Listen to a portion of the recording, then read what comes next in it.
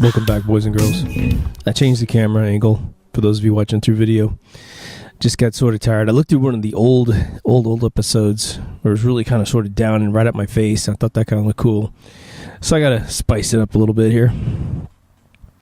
Today's episode is about The Answer. Die Antwoord. Actually, not the band. But what do I mean by that? You know, there's two threads of exploration for mankind that typically relate to truth, right? One of them is, the truther movement, which is looking for bad human beings on planet Earth. And then there are those of us, and you can be the same, you can be both. Those of us who are looking for, what are we? Where are we from? Who's God? Is there a God? What's the universe? What's this infinite blue sky stuff I can see? At night, what are the stars? We got to be fighting just a little bit of a scratchy throat. I sang a couple days ago, and not only do I think I rusted out my voice a little bit, but I think I cut something off a microphone. Vitamin C is doing its job here. But we're all looking for this answer. So this episode is going to be about the more existential answer of who we are. This is not going to be about the people that run the world, even if I mention them from moment to moment. It's about taking the extreme concept of getting the answer to life, the universe, and everything, as Douglas Adams put it, and then really just letting it sink in for a split second. Let it sink in for a split second, because I think that we are having a problem understanding that we can't conceive of the answer. I think you can totally and utterly conceive of the answer to life, the universe, and everything. You may not know the answer, but let's just go down some scenarios. There's a movie out there called Altered States, and this guy is looking for the answer in a very scientific way. He's a Harvard PhD.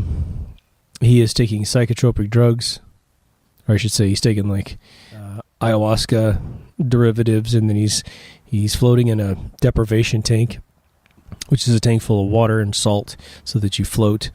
And they usually, depending on what kind of tank it is, they'll wrap your head in oxygen so that you don't suffocate or anything like that. But a lot of times you'll just float on your back. And he was trying to regress his mind back to the moment of creation with the theory that since we are the higher product of more infinitesimal life, that we carry by default all of the evolution of our predecessors with us. So if we ever were a snail or a monkey or an alien, we still have their DNA in us and therefore their knowledge. And if consciousness is something different than just chromosomes, then we carry that as well, as we possess definite consciousness, whatever that is, right? Now, not to spoil the film for you, which is made in 1981. The central character is played by a guy named William Hurt. Fabulous actor. It is a wild movie, man. It is a wild film. And it's when the technology to create fake skin was really mastered with these fake bubble bladders underneath. Right around the time that I think American Werewolf used it as well. But anyway, at the very end of this movie, he sort of gets his wish. And when he comes out of it, his answer is, it is the most black nothingness, emptiness that has ever been or not been, depending on how you look at it. And he was utterly terrified to his core that he had seen this and that he had been there. And all of a sudden, the privilege of being alive and being human and being full of strife and challenges and trials and tribulations became a gift. Is that sort of how I do the takeaway on that? Now, I have a whole episode on the unknown. And the episode on the unknown is a great precursor to this episode, which is Unknown drives fear. And fear drives belief systems that are loosely based on reality.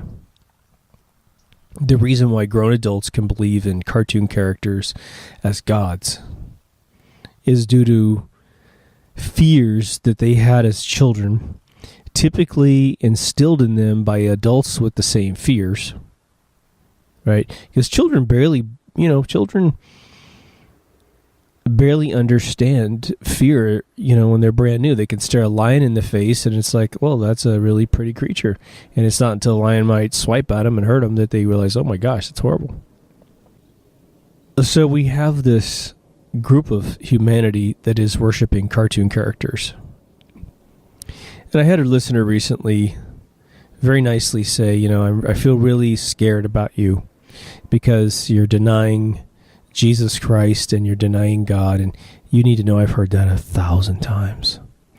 And I want to make it very clear right now. If my Creator looks at me right now and says, "Kid, you're not worth my time. You're not following these weird rules I put down and gave to exclusively white people," then I would disown that God. If God is that immature and that childish, just like the people that wish all these sad things on me, then I don't want that God, right? He can just take me out right now. Just make me poof away. Cease to exist. But I think God's more hip than that. I think God's pretty cool. I think God's pretty omnipotent. I think God potentially either has no emotion at all, or he laughs at a good fart joke, I do. If you want to say that God is, we're made in God's image, then that should mean something more than a bunch of paint on a cathedral ceiling, right? So don't worry about my soul. Don't worry about trying to save me with your prayers. I appreciate it. I don't think it's necessary. Why don't we take that prayer for me and turn it into the prayer for the world? Why don't we just heal people with cancer?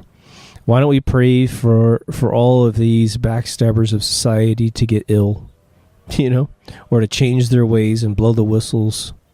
There's got to be one weak person out there who knows everything. And that let's just pray for them to lose their constitution and be incapable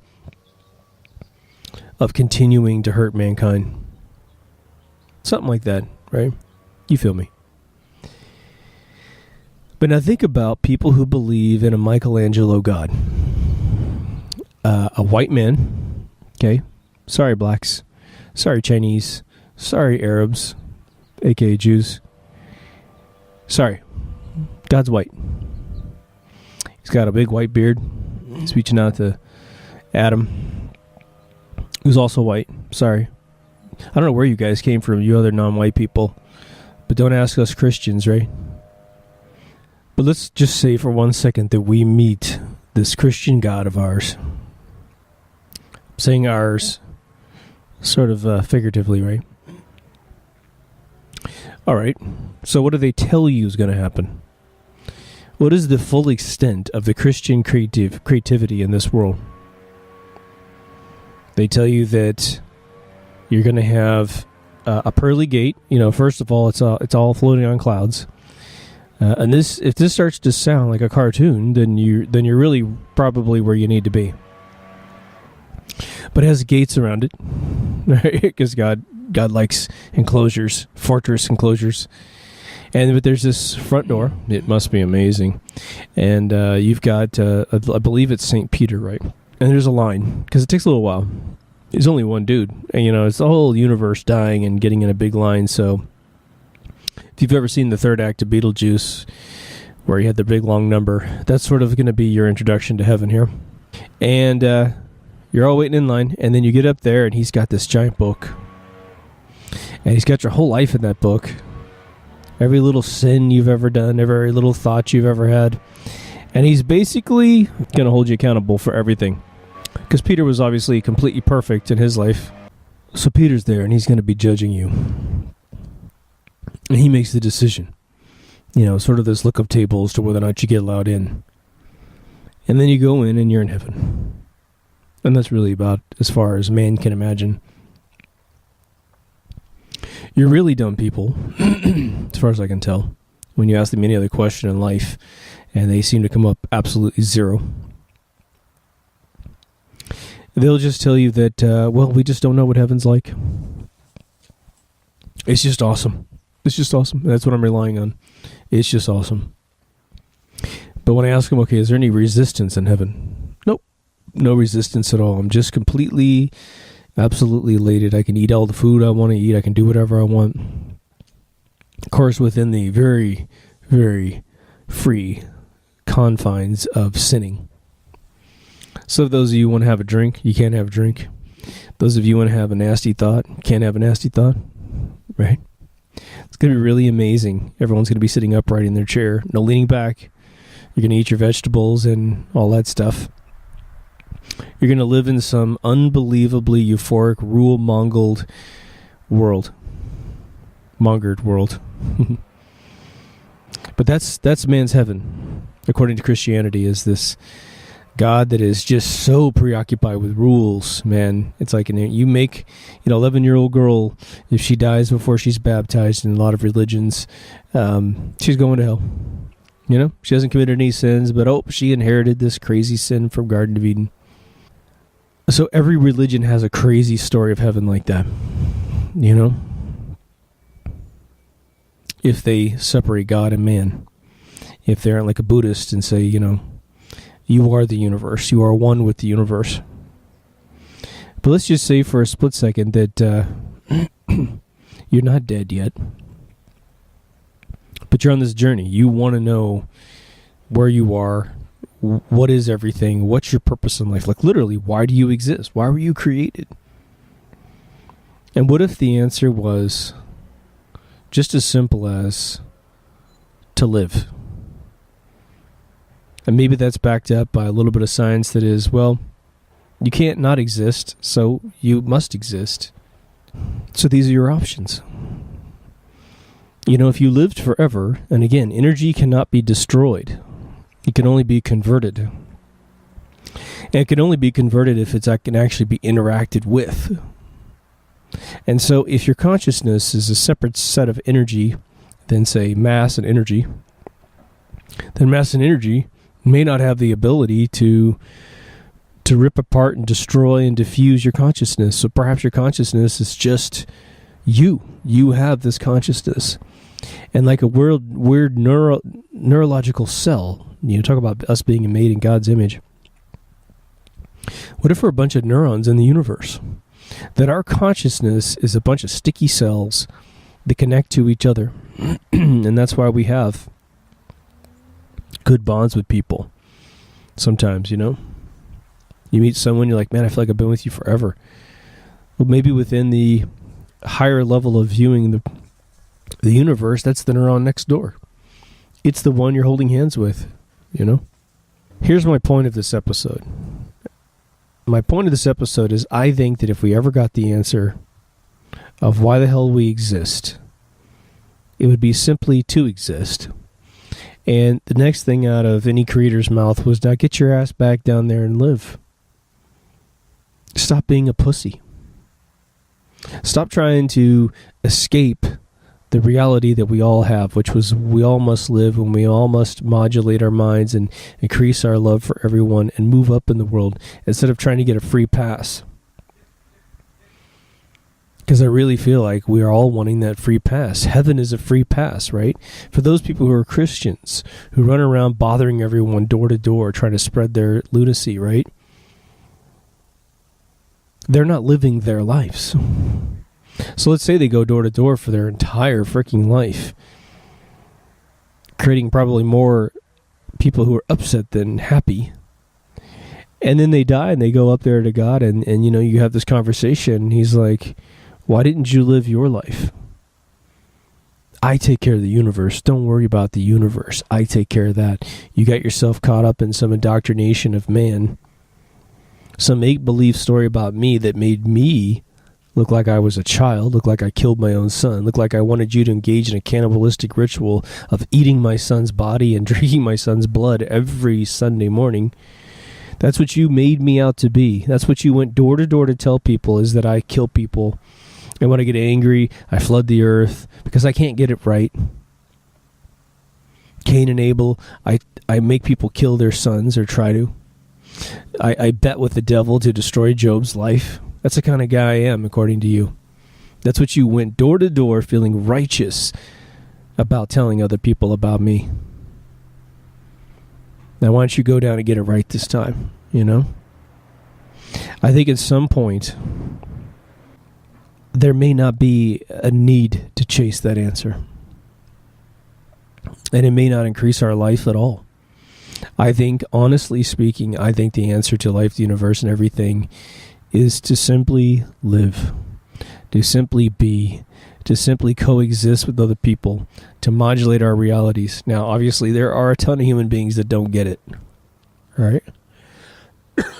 As much as I will drag Christianity over the coals, you know, Christians, they'll kill you as long as they have an apparatus that's fairly formal around you, at least at this stage in the universe, right? They like military industrial complexes. They like Democrats and Republicans. They will kill you as long as those three organizations can work together with the press to brainwash them to think that there's an infidel somewhere in the world, in their eyes. Now, we know that the Muslims are, since the Afghan-Russian war, this is where I kind of venture back into the real world. Since the Afghan-Russian war, you had a bunch of nomadic warlords that really didn't have much cooperation. And so our intelligence agencies used the Quran and used a very rare version of the Quran with infidel passages and started paying for schools. Started developing those new generational kids that grew up to be, you know, right now they're in their late 30s, early 40s. And they've now had children, and they're all raised with this infidel thing so that they can become the brainwashed, you know, terrorist cells around the world. Those that would call themselves Al-Qaeda, those that would call themselves ISIS, those that would migrate into Europe and prepare to create World War III and America. But all that was injected into their brain because your average warlord had no schooling whatsoever, right? It was so simple to give them a purpose because they had no purpose. Remember my love episode, you know, what I forgot to really clarify was I think that love equals purpose, but I also think the purpose equals love. You can gain them. It's an interchangeable two emotions. So you go into Afghanistan, you want the Afghanis to fight the Russians, but you know that they barely understand what's going on. So you need to rile them up. You know, Zbigniew Brzezinski, go look up that guy. I know it's hard to spell. It's Z-E-I-G, or Z-I-G, excuse me, Zbigniew. And the Russian Afghani war, you'll have, you know, movies of this guy, videos taken of him landing in a helicopter, walking out to a group of warlords that have been huddled together, and he runs this line of propaganda and complete Muslim bullshit into these guys about how that, you know, the Russians want to take away their freedom and just made them martyrs from nothing, right? These guys had no worries in the world about anything. And he told them, oh, they're coming to get you, and he made up all these stories and tried to reach into their past and use their religion, you know, really as a weapon to galvanize their brains to be warriors against the Russians, because we were moving our entire heroin production into Afghanistan. We didn't want Russia in our backyard, right? But that created divide. And this is what we have to work out by being alive. I think we all want to escape repression. We want to escape the difficulties of life. And there's nothing wrong with that. You know, I'd like to tell you all, well, if you just work hard, you can all get away from whatever strife you have. And that's probably technically true. But for some of you, you know, it's level 10. And for some of you, it's level 2. And so that advice worked really, really well for level 2 people. But when a level 10 person hears me say that, they're just like, screw you. You have no idea what I'm dealing with. And, I don't think I've ever been on close to level 10 in terms of difficulty in life. Like, I've been very, very fortunate, right? I did the episode on Alien Promise, right? And that's essentially this episode, but it's using aliens as a means of escaping our own responsibilities. I made a closing comment, I believe, in my gun episode, which I wanted to elaborate on in this episode, because I don't think it's ever occurred to me. I don't think I've ever said it before to anyone else, which is the following. The last beings in the universe that I want to design heaven would be human beings. Human beings on at least planet Earth are so utterly inferior that we're unqualified to design heaven. It doesn't mean we're unqualified to exist. I'm not one of these human loathing, royalty members out of Britain. I think we're several millennia away from waking up completely, of valuing life. I think we've been here in the past. We had I think I've got so many episodes still to publish here. I'm probably going to end up repeating myself here. But I was at my local smoke shop, and the guy said, well, did you know that Stonehenge was built in 1954? I was like, what? And so then he shows me this video, and it's been going around the net, where they did totally construct Stonehenge in 1954. But there's photographs that are before that of Stonehenge in disarray. So it was as if it existed at a different location, and they merely moved it and then redid it, right? In 1954. Now, the thing is one, I've never been taught about 1954 reconstruction. Two, when I look up Stonehenge and I type in Stonehenge 1954 reconstruction, I couldn't find a single. I think I must have tabbed 10 pages in Google with, like 10 or 15 or whatever per page. No historical mention of this reconstruction in 1954. Not Wikipedia. Wikipedia doesn't go, and the restoration of 54. Nothing. It's built 3,000 years ago. It was built exactly where it was built, which this series of 108 photographs shows, a clean surface where it wasn't there. And it was a ring in the ground that someone had probably dug prehistorically. But, I mention that because it is part of what we use as a clue to figure out where has man been. There's some people that believe the pyramids were made in the 1850s, which is just horrendously ridiculous.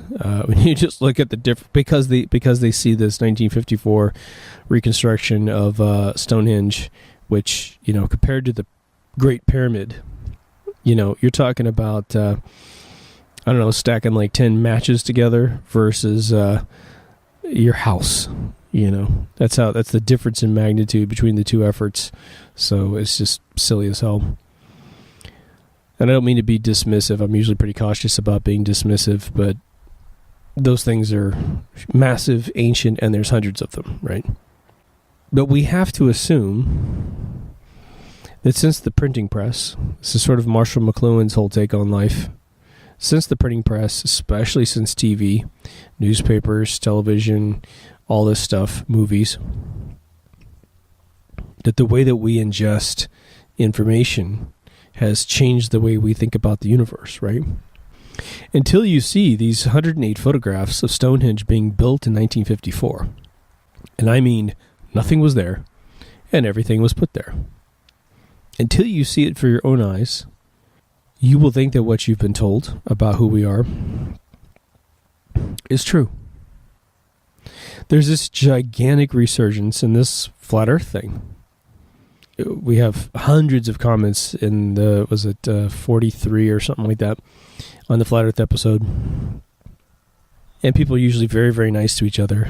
And it's not that everyone, there's a few people on the planet Earth that are very, very convinced it's a flat earth, and they cite all this Christianity which for me is just, oh, you just put your foot in science and then you're now going to Goofy Land to say that this is why science is here. It's to fight Christianity, and screw Muslims, screw Jews, screw all divisions of Native American and Asian cultures. White people, you're the last one to make up a religion, and yours is true. Yeah, okay.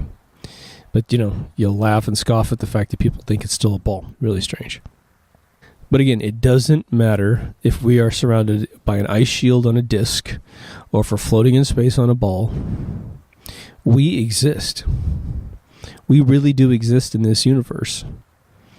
And we really have thoughts. And we have, hopefully, we're born with compassion and sympathy and empathy and all those things. And it's only through indoctrination that these spectrums of emotion are either nurtured or destroyed. I just recently watched this incredible special on Netflix. It's almost 3 hours. It's called The Cocaine Cowboys, and it's all about the Miami drug trade. And they talk about there's a female, I think her name's Griselda or something like that, Blanco. And she is a Cuban girl who became one of the biggest, most wealthy, I think in history. She still holds the record. She's worth over $1 billion by the mid-'80s selling cocaine to Miami and New York.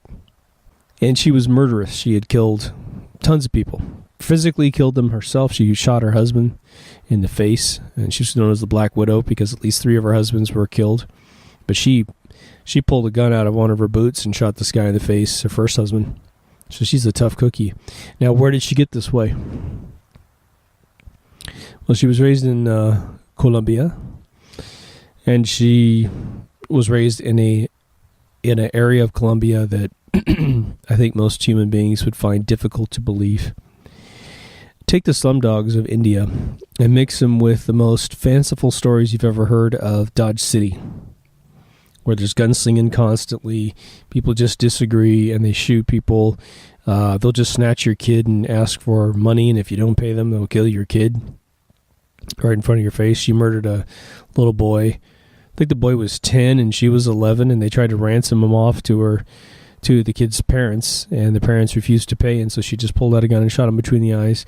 There was no law, right? So no one goes to jail. Massacres constantly. And I mean, we're talking about just indiscriminate killing of everybody in a particular area. Men, women, children, no big deal. So this woman grew up in that world and had her empathy and sympathy utterly erased. In fact, what turned her on was death. And so she was well equipped to get into the Colombia drug trade because she just could fight like a man. She thought like a man.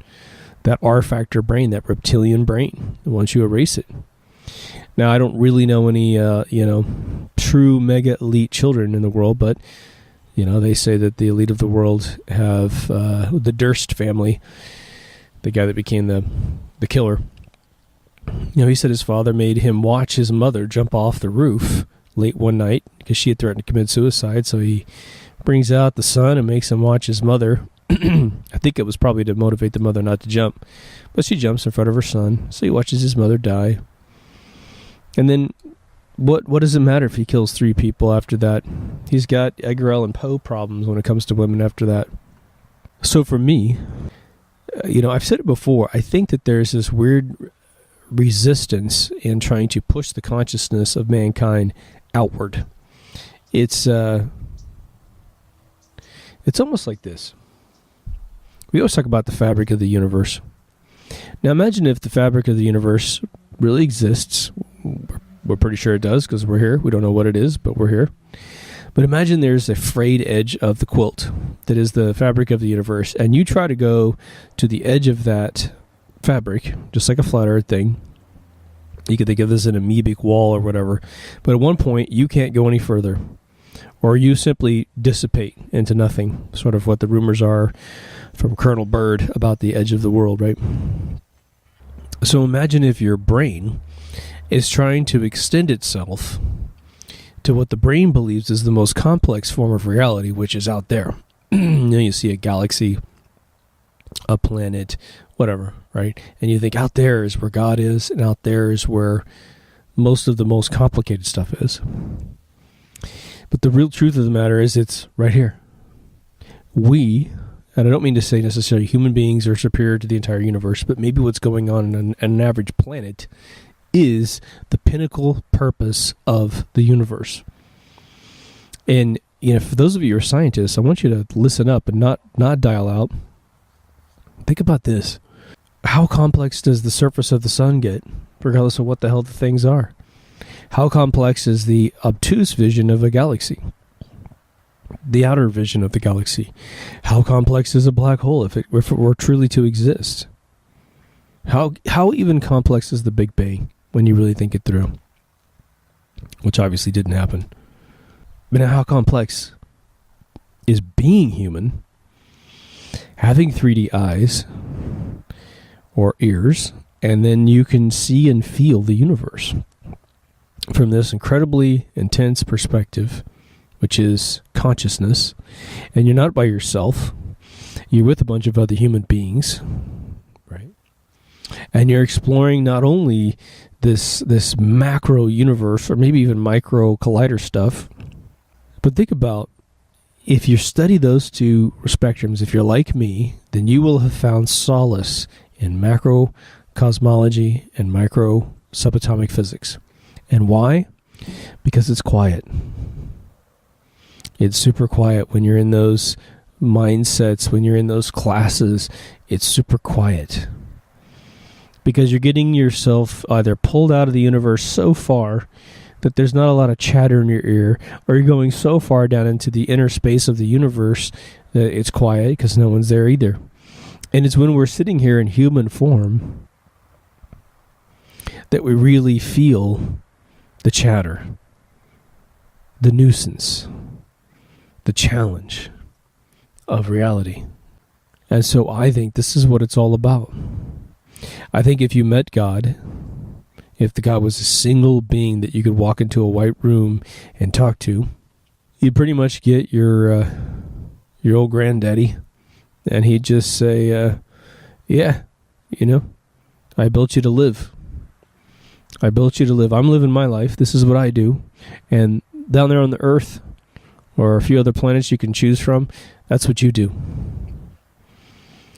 And be thankful that you get to renew yourself, that you're born, you live, and you die, and you're resurrected. You're not going to come up here with me, right? You're more than welcome to take a break and sit in the beanbag over there for a little while and binge eat, smoke a bunch of pot, take a bunch of acid, whatever. Eventually you'll get tired of all those things, and then I need you to go back down. I need you to get out of here. I don't need you to worship me on Sundays because I'm not a frail being. I'm actually extremely intelligent. I am completely confident in my existence. And you want to impress me, you want to make me feel good, then just become something interesting, would you? I don't need your say thanks every once in a while if you want, but you know what? As long as you take the resources that I've provided and you make them productive, and you don't hurt other people, you know the common law. If you don't want it to happen to you, you don't do it to somebody else. How utterly simple is that? I made the universe completely wonderful. Oh, by the way, the secret is, if you will it to happen and you believe it'll happen, you'll find that there's something called luck in the universe. But it takes hard work. You got to perpetuate the motor forward to get anything to happen, right? You're not going to get to the grocery store if the tires don't turn in your car. So you got to do what you got to do to keep it going, keep it running. Yeah, it's going to be hard, because if it wasn't hard, then it wouldn't be fun and it wouldn't be interesting. And you'd want to commit suicide. You'd want me to take you out of existence forever, simply not existing. But I can't do that because I can't get rid of energy. That's one of the laws of my universe. Energy can't be destroyed. I just think it's that simple. We're not really suffering on this planet because God isn't down here giving out big gobs of cash in suitcases, because God isn't killing the people that are destroying the world. That's not why our world is in challenge right now. God didn't make 9/11 happen. He might have technically allowed it to happen, But do you know who did all that? Mankind. Mankind did all that. It's they say that only 4% of any country's population actually fights a war. That sounds really low to me. The 4% of 350 million is a lot of people, right? A lot of people. But the only thing I could think of is, let's just round it up to 5%. 5% of the world of a particular country's population fights against tyranny and against an invader. And let's subtract out maybe 20% for children. So then you have, and maybe the elderly, all in that percentage. So then you have it down to 75% of the country that people are benefiting from aren't fighting back. They're not fighting back. They're not participating in the war in any way, shape, or form. And that is a 3/4 majority of any country. 3/4 majority, conservatively speaking, isn't aware of the fact that they should fight. They think everything's fine. Think about that. Let's say you give them another 10%. You take out another 10% of folks that are elderly and can't. Oh, you're still 65%. You got to get rid of 25% more to get down to 50% of the people that were willing to fight a war, that don't know they should fight a war. Now, of course, nobody wants war, but there are wars that are simply mental, and that's what this show is kind of about: is the mental war of waking up. And I'm one of, I'm a latecomer to a party that's been going for a long time. But as a scientist, I want you to think about the fact that maybe it's more important to think about the Earth and the people on this planet than it is to think about how to interstellarly travel, right? And it doesn't mean you give up your career. I just mean take some time out. It's almost as if, I'll put it this way. This isn't an almost. As soon as America was founded, 1776, Declaration of Independence is signed. Very soon after that, the Constitution is signed. You have every member of this country, and this has happened for all countries that formed. You have every member of at least America going, we need to protect the right to vote, freedom of speech, bear arms, no troops in our houses, no eavesdropping. Everyone in this country knew and was aware of those circumstances, and all it took was a few generations of having that stuff cleaned out before we're now more, we're like, okay, when I turn 13, I get a cell phone, I get a PlayStation. When I turn 16, I get a brand new car that's convertible. And when I go to get college time, I get to get all my college paid for, room and board, and I take the easiest degree on planet Earth. And when I can't pay for my life, I go back to live with my home, or I live in a plush apartment and my parents pay for it to cover the mistake of how bad they were as parents. You see where I'm going, right? We have to, I think, ease up on all these global agendas of meeting God. Religion is the global agenda to make sure you go to heaven. It's a pastime for people that have no idea what they're talking about. You don't know anything about heaven. You don't know anything about anything. Trust me.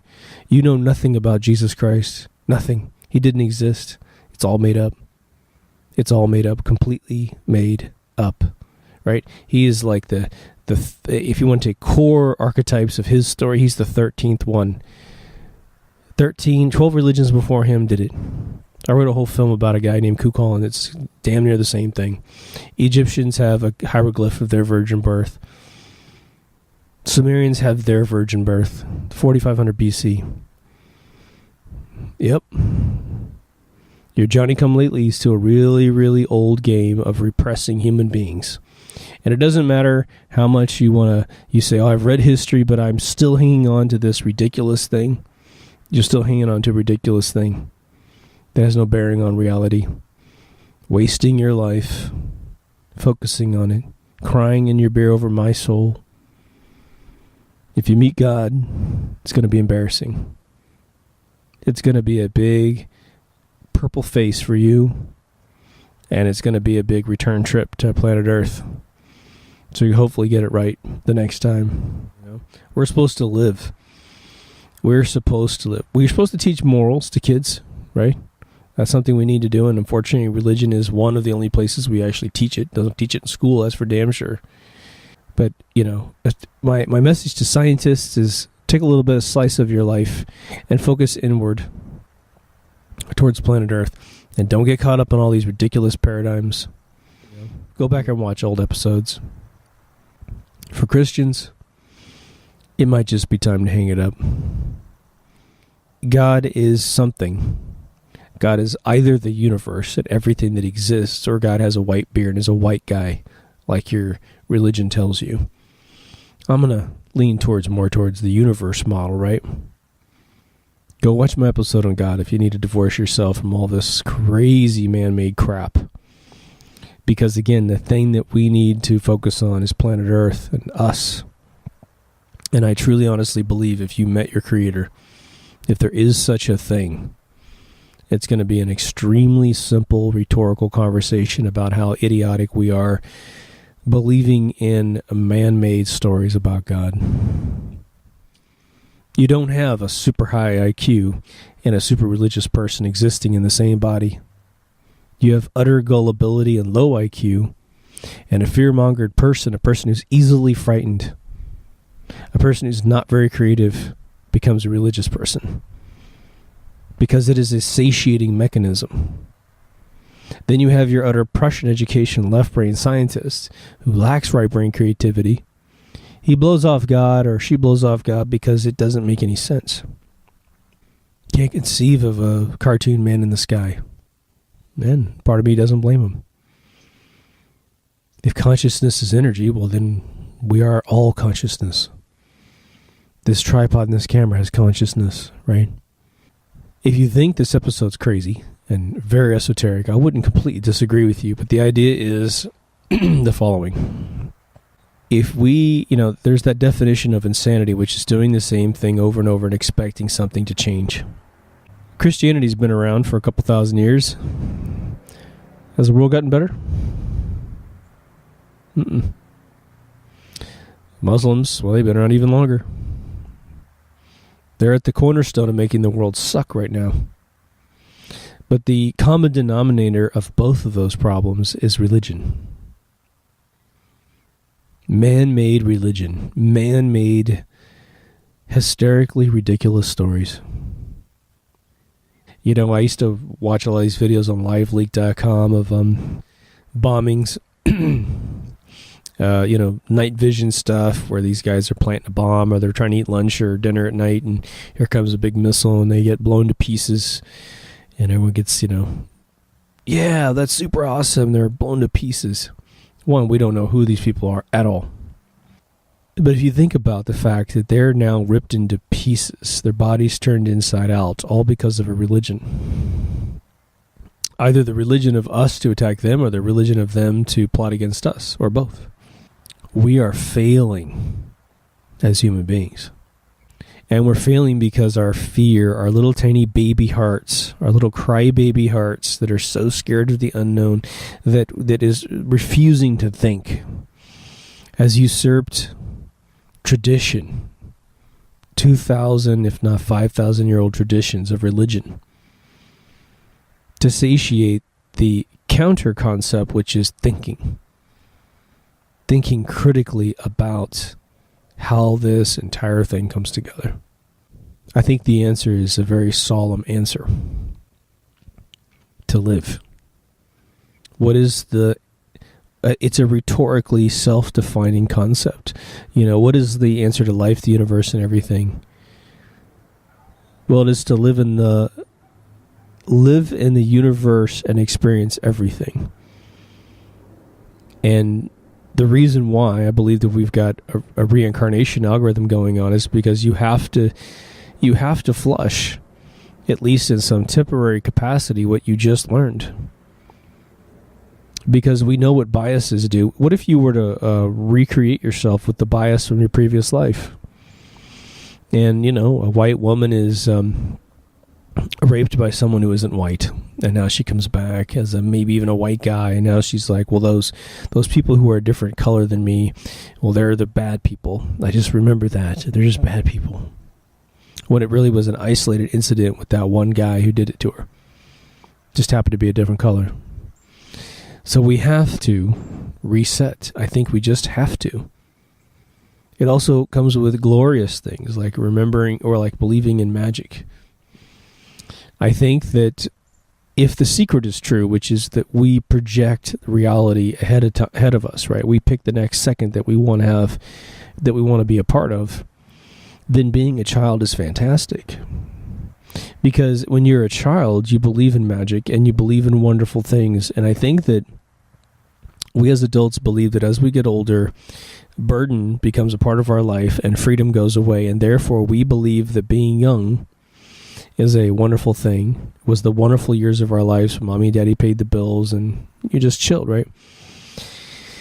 Some people don't like their childhoods, but for those of you who do like your childhood, you have this ability to live in the most positive second of your life because you don't know cynicism.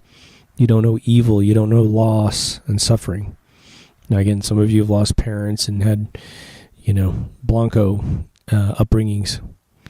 So obviously you're the exception. And hopefully you bring a gift to people like myself because you grew up a lot faster. If you lost people really early or experienced some traumatic things, hopefully you're able to flip that to a positive for yourself and then share that journey with someone else. Now, should we give up exploring the universe, exploring consciousness with what I'm saying? I would say absolutely not. But now imagine, and this is what I think scientists have a problem with, and I think this is what the CERN Hadron Collider had a problem with. Imagine that the more that you look out into macro and go into micro forms of reality, or even splitting the hairs of consciousness, what if it is very simple out there? What if the amount of moving parts that you and I deal with are in the trillions, but the moving parts that the universe deals with are in the thousands? But we're anticipating, because it's a big place, we're anticipating that we're going to find the Swiss watch. We're anticipating that we're going to find more parts than the parts that we have viewable here. But what if the inverse is true? What if it's just like the CERN Hadron Collider, where they went in with these massive biases for multi-universe versus the God particle theories versus the Big Bang, dark matter, all this crazy hocus pocus. And so they can't see what the sensors see because they're so driven to their bias. And what if we're guilty of the same thing? I think that Christianity puts the world in a comic book, an insulting comic book, that if you listen to my God episode, you would not want to face God for 1 microsecond, having towed the Christian belief system forward, let alone any of the others in this world. Tow the Old Testament. Everyone believes in the Old Testament if you're part of this game of religion, besides perhaps the Buddhists and the Hindus. I mean, I think a Buddhist is going to have the most fun with God. They're going to say, we are one, right? And God says, hell yeah. And he's going to be high as a kite, But we need to anticipate, perhaps, less is more. There's less to the universe than you think. So let me throw this one at you as well. Now, scientists come up with these ideas that they have to, because they're scientists, that there is no God. That there simply is the is, right? Which we've talked about several times on this show. But what if there is no God as a singular being that is not you? What if we are the collective consciousness of this universe with no central place to go? There's no heaven. There's no central place to go, which is the dude in charge. And that we simply have divvied up our consciousness onto this reality. And everything that you're experiencing right now is the ultimate design of this universe by us.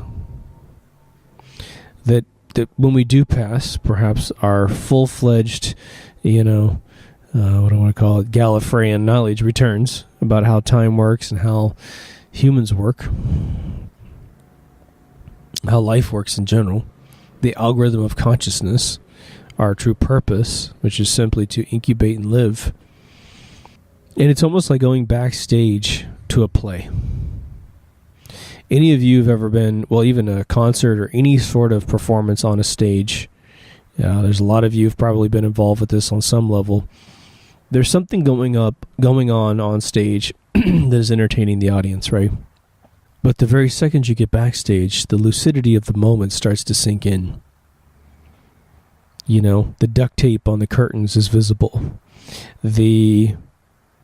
All the patchwork, the people who are sick, the people who are tired, the people who don't like each other, the rookie, the expert, the person who's late, all that stuff becomes very apparent the second you go behind the curtain or backstage or in the green room, right? What I'm trying to figure out is whether or not we're on stage right now or whether or not we're in the audience.